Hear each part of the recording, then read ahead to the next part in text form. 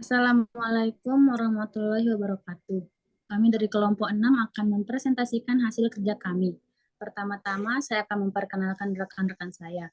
Dimulai dari Rahmat Fitra, Nuralipah, Adinda Nabila Tricahyani, Zahratul Haliza, dan saya Mbak Agnes Deneka Putri selaku moderator.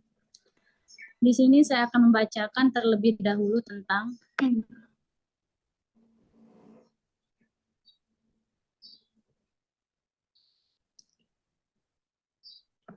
peranan komunikasi dalam bisnis.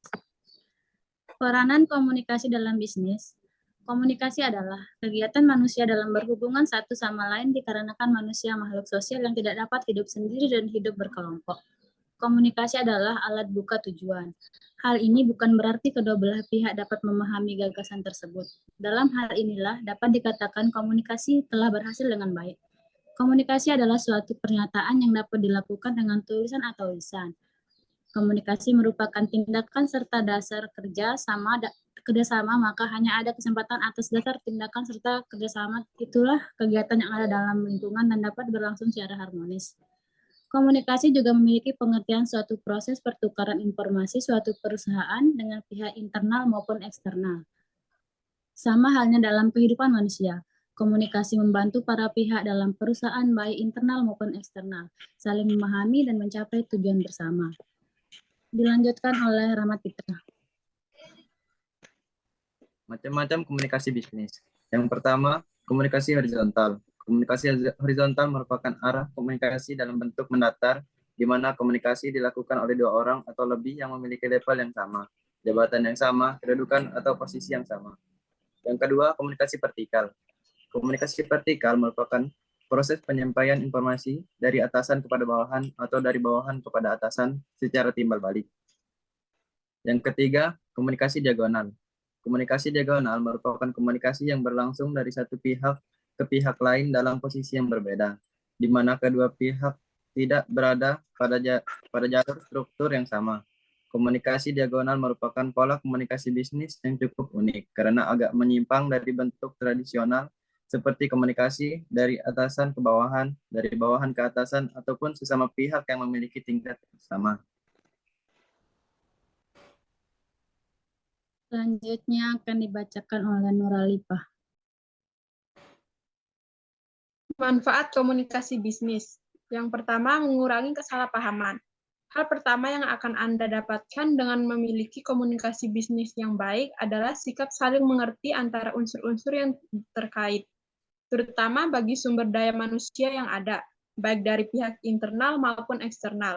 Dengan demikian, satu tim keseluruhan dapat cepat mengerti poin yang ingin disampaikan dan kesalahpahaman dapat dihindari. Yang kedua, meningkatkan produktivitas karyawan, karena harus informasi berjalan dengan lancar. Karyawan dan atasan pun lebih cepat untuk menerima laporan dan instruksi mengenai pekerjaan. Informasi yang lebih cepat dan cermat diterima membuat produktivitas menjadi meningkat antara atasan maupun bawahan dalam perusahaan. Yang ketiga, menguatkan sinergi antar divisi. Proses alur informasi tidak selalu melulu antara karyawan satu divisi dengan atasan. Komunikasi bisnis perusahaan bisa melibatkan antar divisi yang harus memberikan informasi satu sama lain jika memang dibutuhkan. Informasi dalam komunikasi yang baik akan meningkatkan sinergi antara divisi dan memicu perusahaan semakin kuat menghadapi tantangan. Selanjutnya akan dibacakan oleh Adinda Nabila Tricahyani. Tujuan komunikasi.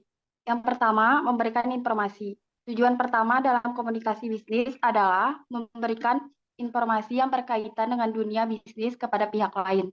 Contoh, seorang pemimpin perusahaan ingin mendapatkan pegawai yang diharapkan, maka ia akan memasang iklan melalui media massa, memasang web situs atau situs di jalur internet. Dalam hal itu, tergantung pada kebijakan perusahaan dengan melihat kemampuan internal perusahaan tersebut. 2. Memberi persuasi.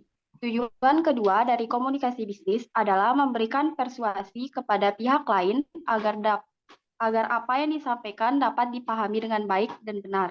Hal ini sering dilakukan terutama yang berkaitan dengan penegasan konfirmasi pesanan pelanggan atau negosiasi dengan pelanggan, agar kedua pihak memperoleh manfaat secara bersama-sama tanpa ada yang merasa dirugikan. Yang ketiga, melakukan kolaborasi. Tujuan ketiga dalam komunikasi bisnis adalah melakukan kolaborasi atau kerjasama bisnis antara seseorang dengan orang lain. Melalui jalinan komunikasi bisnis tersebut, seseorang dapat dengan mudah melakukan kerjasama bisnis. Saat sekarang, sering dengan pesatnya kemajuan teknologi komunikasi, maka seseorang dapat menggunakan berbagai media telekomunikasi seperti telepon, fax, mail, telepon seluler, internet, surat elektronik, telekonferensi. Dan yang terakhir akan dibacakan oleh Zaratul Haliza.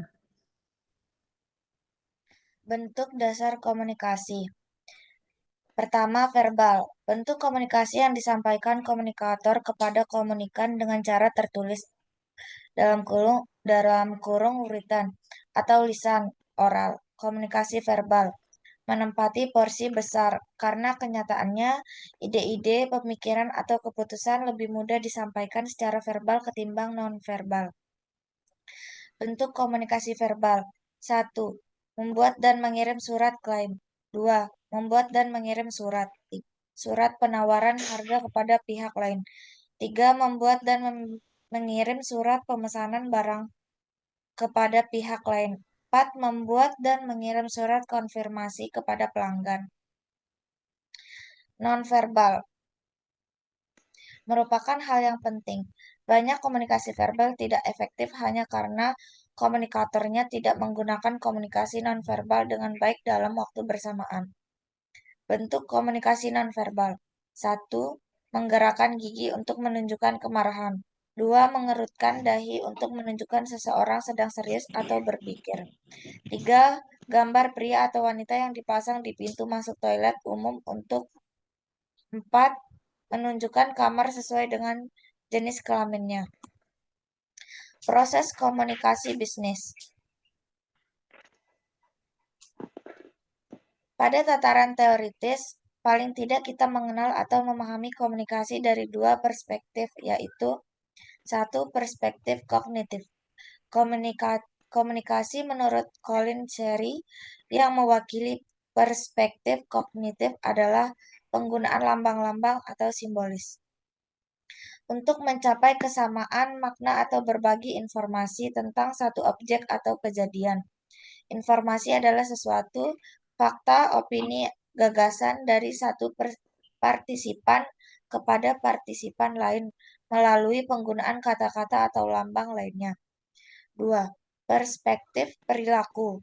Menurut B.F. Skinner, dari perspektif perilaku memandang komunikasi sebagai perilaku verbal atau simbolik di mana sender berusaha mendapatkan satu efek yang dikehendakinya pada receiver.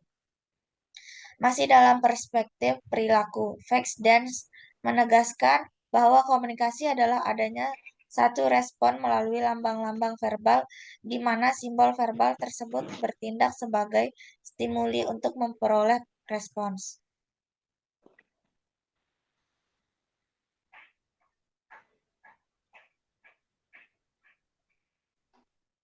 Sekian dari kelompok kami, kurang lebihnya kami minta maaf. Assalamualaikum warahmatullahi wabarakatuh.